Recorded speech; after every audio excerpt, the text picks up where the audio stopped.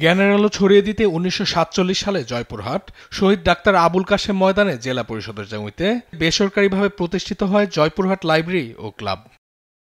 শুরু থেকে শিক্ষার্থী ও সাধারণ মানুষের মধ্যে এর জনপ্রিয়তা ছিল ব্যাপক। তবে ভবনটি দীর্ঘদিন সংস্কার না হওয়া ও ক্লাব নির্বাচন বন্ধ থাকার ফলে এক আওয়ামী লীগ নেতার নিয়ন্ত্রণে চলে যায় এটি।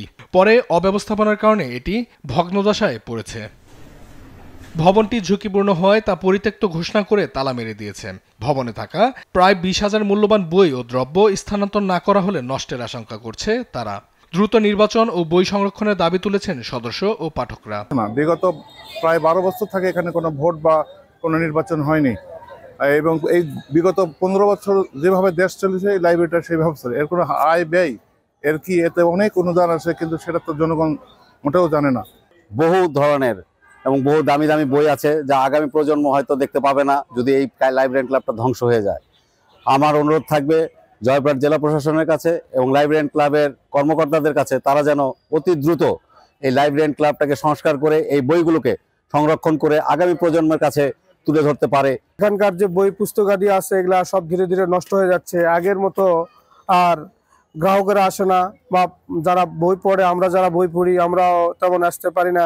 কিছুদিন আগ পর্যন্ত এটি চালু ছিল, অজ্ঞাত কারণে এটি হঠাৎ করে বন্ধ হয়ে যায় এবং এখন দেখা যাচ্ছে বিল্ডিংটা খুব জরাজীর্ণ অবস্থায় রয়ে গেছে। বইগুলো সরানো ও ভবন সংস্কারের ব্যাপারে অসহায়ত্বের কথা জানান লাইব্রেরি ক্লাবের সাধারণ সম্পাদক। জায়গায় নাই তো কোথায় পার করব, ডিসি সাহেব নিজেও জানে জায়গায় নেই। এডিসি ভিজিট করে গেছে, কোথায় রাখবো? জায়গা তো লাগবে, জায়গা তো লাগবে।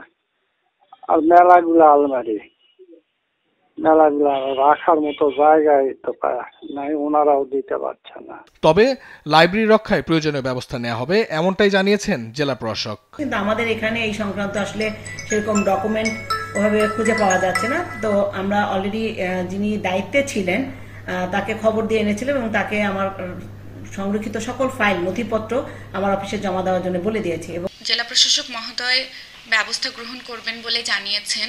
তো তিনি সে ধরনের বিধি মোতাবেক ব্যবস্থা গ্রহণ করার পর সেই সকল বইগুলো কিভাবে সংরক্ষণ করা যায় আমি সার্বিকভাবে সহযোগিতা করতে পারব। দ্রুত ভবনটি পুনর্নির্মাণ সহ বইগুলো নিরাপদ জায়গায় হস্তান্তরের দাবি বইপ্রেমী ও ক্লাবের সদস্যদের। নিউজ ডেস্ক, দেশ টিভি।